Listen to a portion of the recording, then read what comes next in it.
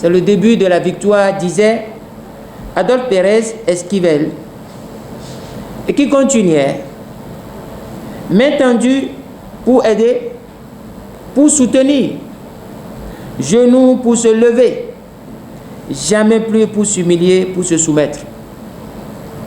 Et ces propos d'Adolphe Pérez Esquivel ont été rappelés par Federico Mayor, et qui le connaît, Mayor, il a été un grand responsable des Nations Unies. La première chose à régler, c'est de savoir ce que vous voulez vraiment. Et dans notre cas, c'est de savoir ce que nous voulons. Nous, résistants. Chacun doit savoir ce qu'il veut. Tout doit partir de là. La politique est un vaste terrain sur lequel tout est possible. Certains disent même que tout y est permis. Le champ de la morale est le champ du vicieux, du pervers, de la rouerie et de l'imposture. C'est ça la politique. Et en tant que responsable, vous devez vous en être convaincu. Mais, autant la politique est le réceptacle du vice et de la vertu, autant elle a le vrai piège en politique et la difficulté d'un consensus sur la limite du politiquement incorrect et celle du moralement correct en politique. C'est à ce carrefour que la plupart des acteurs politiques se perdent. Donc, le vrai piège en politique est dans la difficulté d'un consensus sur la limite du politiquement incorrect et celle du moralement correct en politique. Pour résoudre cette énigme, il faudra trancher sur la possibilité ou non d'exclure totalement la morale de la politique et d'y espérer y maintenir la paix et la cohésion entre les hommes et au sein de la communauté nationale. Autant le piège est là, autant on peut contourner, on peut relever cette énigme lorsqu'on se pose la question de savoir s'il est possible que nous fassions de la politique en excluant totalement la morale et de ce faisant en espérant d'y maintenir la paix et la cohésion entre les hommes et au sein de la communauté. C'est pourquoi en politique, il appartient à chacun de savoir ce qu'il est venu y chercher. Devons-nous tourner dos aux valeurs morales universelles, aux principes, à la dignité, à la liberté, au bien-être des communautés, à l'intérêt général, et dire que nous sommes en train de faire de la politique ou la politique? Cette question, nous vous la posons. Et dans les débats, et tout au long de votre vie, de votre parcours, d'homme politique tout court et de résistant, vous aurez à vous poser cette question. Il importe dès lors à chacun d'entre vous de clarifier au commencement son statut de militant politique, sa posture d'homme politique, d'acteur politique, par son positionnement dans l'intérêt général ou dans ses propres calculs politiques personnels, ce que j'appelle les intérêts personnels privés ou particuliers ou les agendas privés. C'est chacun qui devra faire sa propre opinion. Vous êtes ici, et comme l'a dit la présidente, on vous a fait confiance. Vos partis d'origine, les personnalités de départ que vous connaissez, les mouvements vous ont fait confiance. Et ces partis, ces personnalités, ces mouvements qui sont membres de la résistance nationale vous ont fait confiance. Vous ont identifié, vous ont coopté et vous ont recommandé comme dignes d'être membres des fêtières exécutives des comités départementaux de résistance. C'est vrai, mais c'est chacun qui devra faire sa propre opinion. La fonction de cette opinion, la seule déterminante de votre option politique. C'est ça. Si vous décidez d'être traître, vous verrez le résultat. Mais si vous décidez toujours d'être résolu, déterminé, vous verrez aussi le résultat. C'est ce que cela veut dire. Nous sommes à un séminaire, à un atelier de formation. Il importe de vous le dire.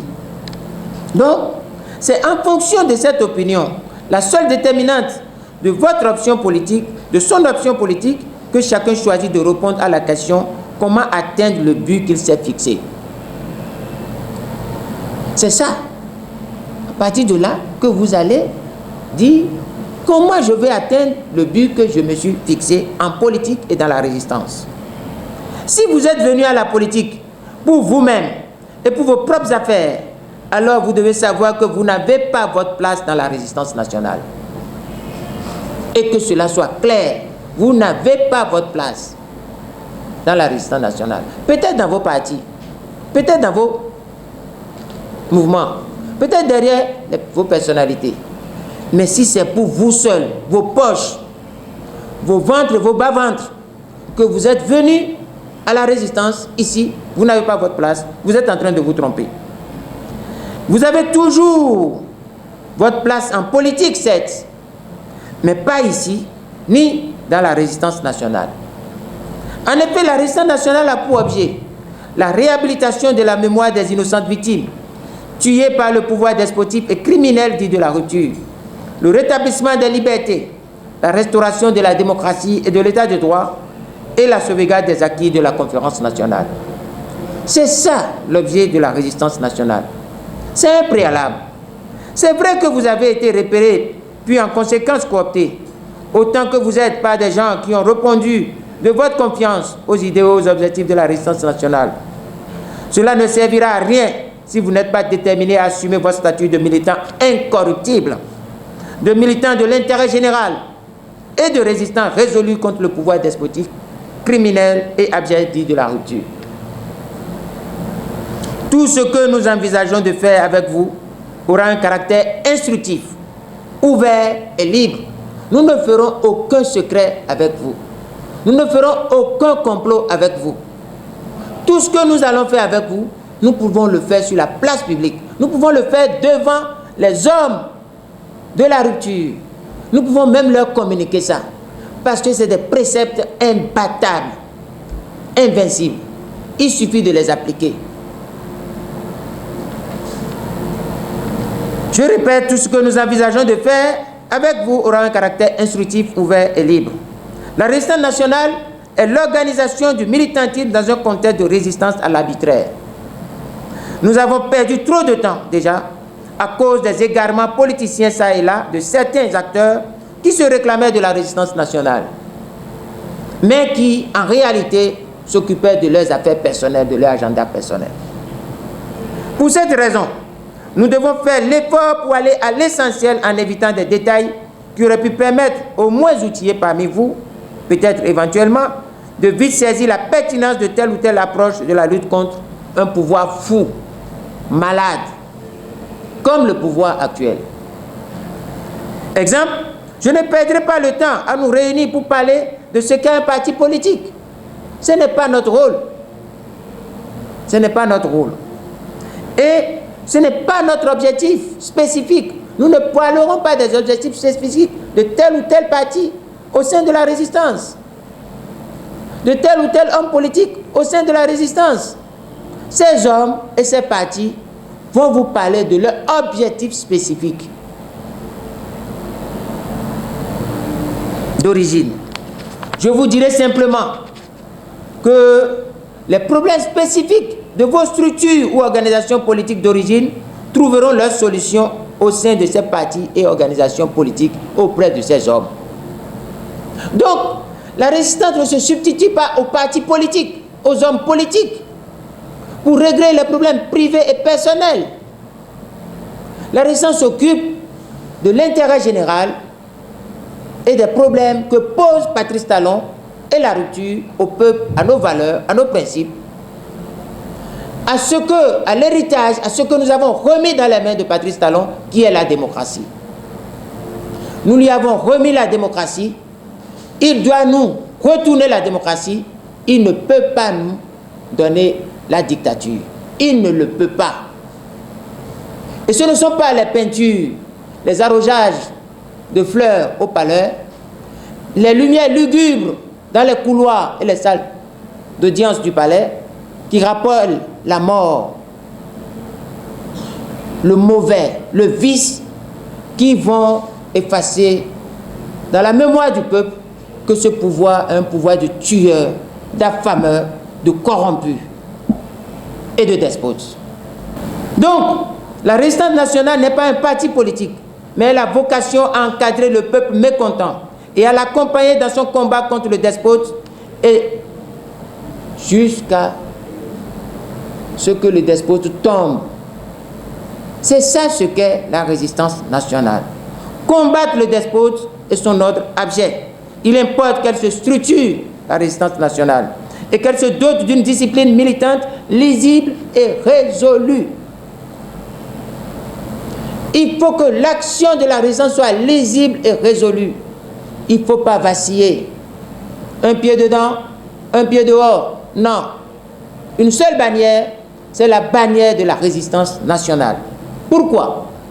Pour permettre à ses membres de mieux saisir leur rôle et leur importance dans l'organisation et dans l'encadrement des populations, décider à défendre leur dignité, leur liberté et l'ensemble de leurs droits fondamentaux politiques, économiques et sociaux, comme venait de rappeler l'honorable Amisetou Afo-Djobo.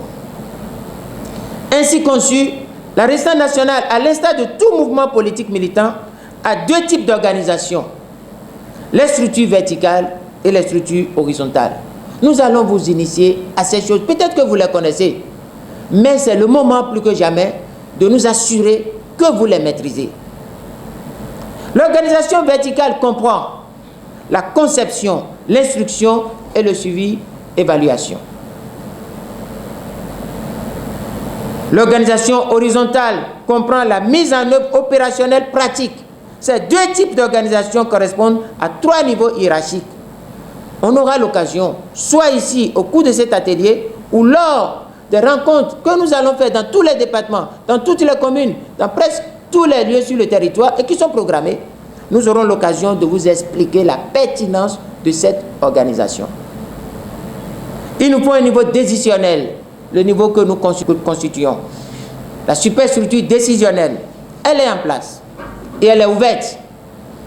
Le niveau d'encadrement dont vous êtes les sommets, les fêtières.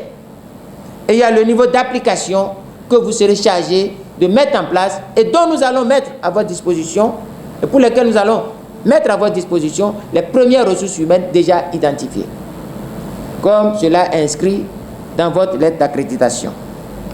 Votre niveau, chers coordonnateurs, celui est dédié à l'encadrement et couvre le champ politique allant des 12 départements aux 77 communes et aux 24 circonscriptions électorales actuellement en vigueur dans notre pays.